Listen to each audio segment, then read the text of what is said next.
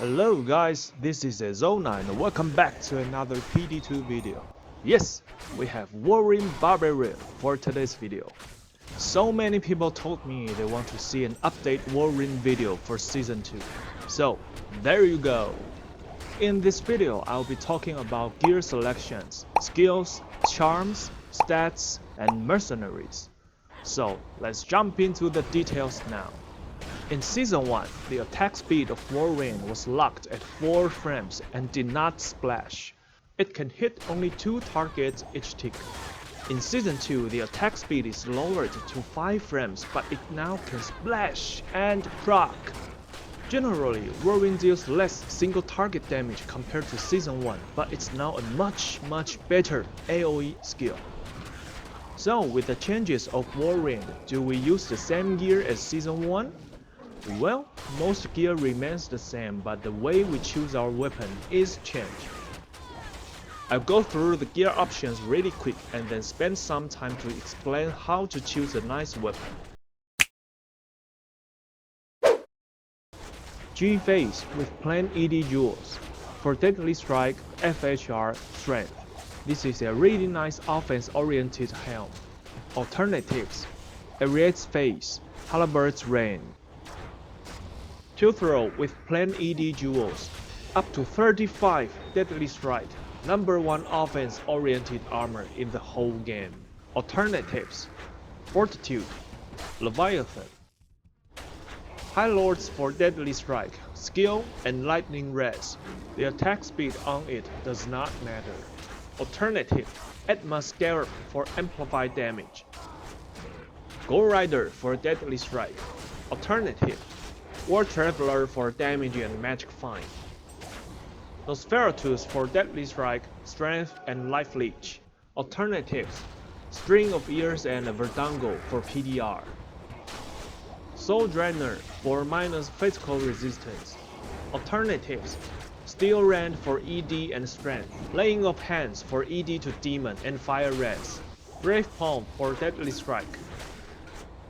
Raven Frost for Cannot Be Frozen, Dex and Attack Rating.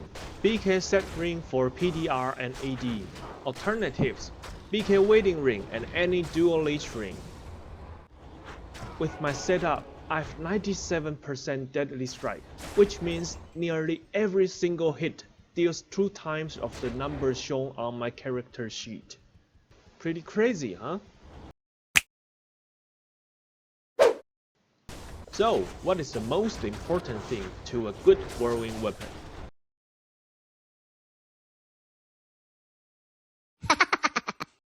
Elemental damage? Nope. Range? Nope. Amplified damage? It's good, but no, it's not the most important thing. The look? Well, probably yes for some people. I don't know. The answer is the average damage. Not the top-end damage, but the average damage. I used the following weapons to run River of Blood maps on single player. With each weapon I did 10 runs and then calculate the average clear time. Every single run used the same map, cause it was on single player, so I was able to copy it. And here is the result. I was expecting that with higher average damage, the clear speed should be faster, just like what I showed in my Season 1 Whirlwind video. But now it's a little bit different from Season 1. I found one thing interesting. Whenever the average damage is above 700, my clear time was always close to 11.5 minutes. When using weapons below 700, more time was needed. So, what does this mean? Well, in Season 1, with better weapons, your clear speed goes up. But in Season 2, the clear time is about the same using mid-tier and top-tier weapons. No matter your average weapon damage is 700, 800 or even more than 1000, the clear time is about the same. Of course, you kill a boss faster with better weapons, but there are only 1 or 2 bosses in a single map. In my opinion, with the new mechanics of Whirlwind, mid-tier weapons now really shine when soloing. For you guys interested in Whirlwind Barb now, simply gear him with a BOTD. Will be good enough to solo any map. In Season 1, BOTD was more like a nice start weapon, but it couldn't bring you to endgame. But now it can. Only for soloing, of course. When you get better weapons in the future, it will be able to destroy multiplayer maps. So my conclusion is, try to get a weapon with higher damage. Doesn't matter if it's a unique, craft, rare, or a rune word. Do not look at the top end damage only. Look at the average damage. Amplified damage is good, but it's not worth spending tons of high runes for it. And again, the IAS does nothing to Whirlwind. Max Weapon Mastery for damage and attack rating. Max Iron Skin for defense and PDR. 1 point into passive skills. Max Battle Command for damage and +3 to all skills. 1 point Battle Cry to break physical immune. 1 point fight item. And then we have a big question here. 20 points Whirlwind or 1 point Whirlwind? Well, let's see 2 examples here. Max Whirlwind and rest points into shout or battle orders. In my case, I choose battle orders. My Whirlwind damage is 5.1k to 29k, and I have 10k attack rating and 2000 life. 1 point Whirlwind, and what to do with the 19 points? Max battle orders and then rest points into shout.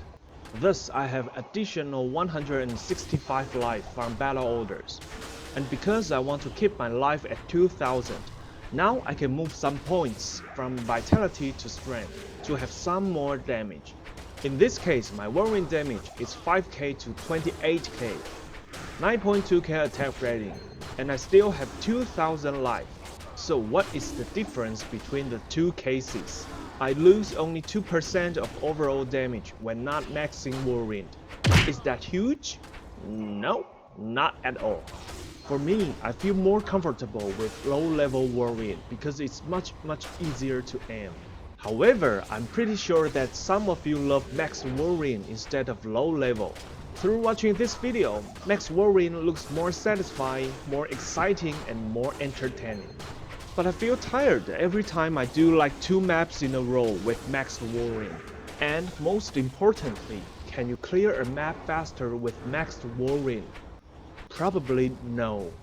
To full clear a River of Blood map, the difference between the 2 setups was around 10 seconds only. Please understand that I'm not trying to convince you all to go low-level Whirlwind. I think those 2 strategies are fine. So how do you choose between the 2 setups? To be honest, it's not about the damage, it's not about the clear speed, it's more about you, the player yourself. Do you enjoy moving faster while spinning? Or do you enjoy laying back and playing more relaxing? I recommend you guys to try it first and make your own decision. I've made the save files for each setup for you guys to try it on single player. You'll see the link in the description below. Just download and put them into your save folder. Open single player and try. And please let me know in the commentary which one do you prefer. Personally, I feel 2000 life is kind of sweet spot for softcore. Enough points to reach 2000 life. Enough dexterity to hold your gear and everything else goes to strength. If you are playing hardcore, put enough strength and dexterity to hold your gear and the rest points go to vitality.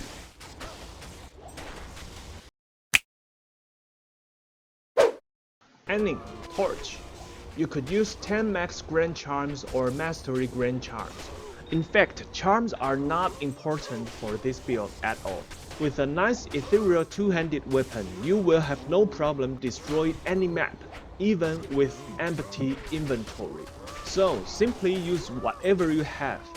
Max damage, attack rating, life, resist, magic fight, anything. Best in slot is Act 2 Defense Merc with Templar's Might and Pride. He offers a lot of damage and defense, but it's really expensive. Before you could offer the items, hire an Act 5 Merc. His Might Aura is going to boost your physical damage by a lot. And give him a Beast Rune Word if possible. Buff yourself with Battle Command twice, Battle Orders, Shout, and then spin everything to that. Use Battle Cry if you need to break physical immune. If it's unbreakable, try again with your weapons on swap, like Mansons or Grandfathers, or any other weapons offer War Cry skills. If it's still not working, leave it to your Act 5 Merc cause he deals magic damage, or simply skip. Alright, this is it for today's video and I hope this helps. Make sure you hit like and subscribe if you like my videos. This do help me a lot for making more great videos. Good luck to everyone and enjoy your PD2 journey. I'll see you soon in the next video.